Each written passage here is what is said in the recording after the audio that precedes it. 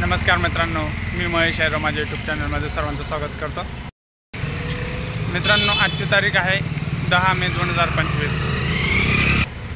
हा व्हिडिओ बनवण्यामागे एकच खास कारण आहे की गावाकडे माझ्या घराशेजारी रस्त्याचं काम चालू आहे आणि माझ्या घरासमोर एक लिंबाचं झाड आहे आणि ते खूप जुनं झाड आहे. जवळपास आमच्या जन्माच्या अगोदरपासूनचे झाडं आहेत ते. आणि बऱ्याच वेळा रस्त्याचं काम चालू असताना झाडांकडे बघितलं जात नाही. आणि माझं काम तर आम्ही शेतकऱ्यांना झाडच लावण्यासाठी सांगतो आणि फळबागेचं मी काम करतो शक्यतो.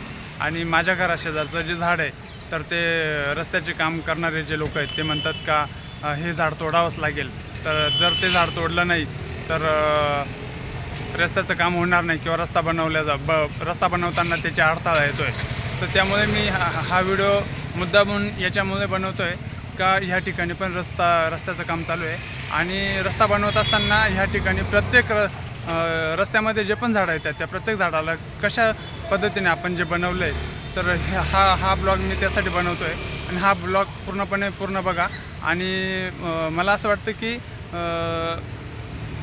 सेव्ह ट्री म्हणजे झाडांना वाचवलं पाहिजे.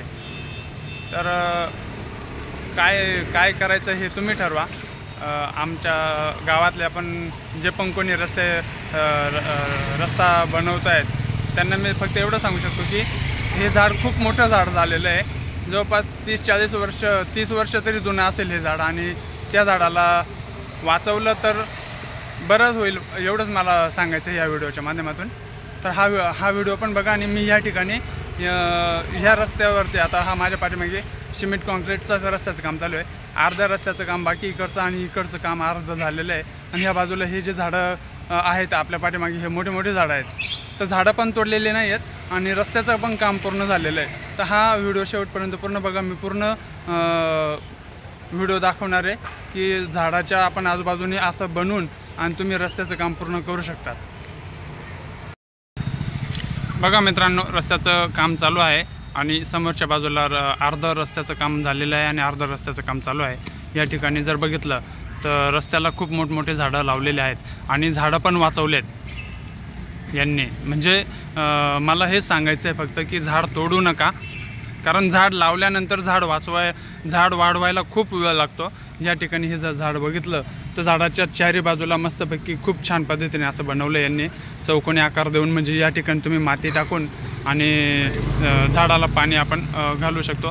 हे झाड जर बघितलं तर खूप जुनं झाड दिसतंय, तुम्हाला पण समजेलच. आणि ह्या ठिकाणी इकडे जर बाजूला बघितलं तर हे इकडचे पण झाडं बघा मित्रांनो की प्रत्येक झाड वाचवले त्यांनी. हे छोटं झाड पण आता ह्या 2 झाडांमध्ये हे बारकं झाड आहे आणि ह्या बारक्या झाडाला सुद्धा यांनी वाचवलेलं आहे. तर मला एवढं सांगायचं की आमचं जे झाड तुम्ही तोडायचं असाल, लिंबाचं झाड आहे आणि ऊन ज्यावेळेस जास्त लागतं त्यावेळेस फक्त झाडच आपल्याला सावली देतं आणि ॲटोमॅटिकली आपण सावली शोधत असतो आणि सावली शोधून त्या झाडाखाली विश्रांती घेत असतो. तर सांगायचं तात्पर्य एवढंच आहे की झाडं तोडू नका. आपण फक्त सर्वांना एकच सांगत असतो, झाडे लावा, झाडे जगवा. तर या पद्धतीने तुम्ही पण रस्त्याच्या कडेला झाडं लावू शकतात. प्रत्येकाने झाडं लावले पाहिजे. आणि आमचं तर कामच ते.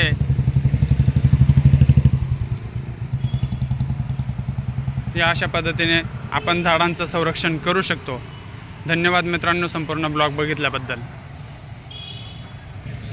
हे बघा, या बाजूला पण जर बघितलं तर खूप छान पद्धतीने बनवत आहेत.